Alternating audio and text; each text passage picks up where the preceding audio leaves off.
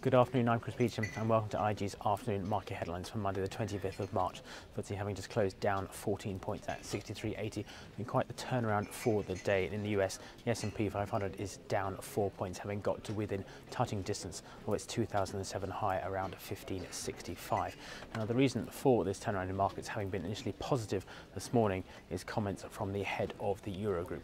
Now in the wake of the Cyprus deal agreed last night, we did see gains across the board for equity markets and other risk assets. However, Mr. Dijsselbloem, the head of the Eurogroup, has rather knocked that on the head, really, with his comments that the Cyprus bailout, far from being a one-off that would only apply to this particular economy, could in fact be used as a template for all future Eurozone bailouts.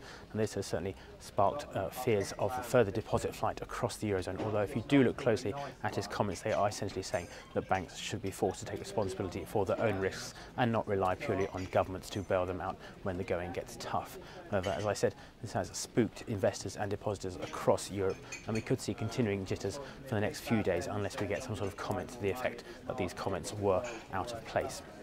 Now in individual company news, Aberdeen Asset Management is the main story today, up around 1% after reporting inflows of around £3 billion for the first 2 months of 2013, with the company lifted by a continuing excellent performance in the stock market and also setting out a fairly robust assessment of the year ahead.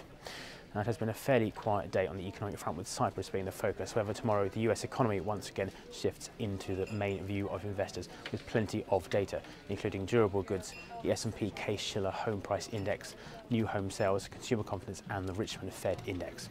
That's it from me, but do consult your Insight platforms for additional news and analysis.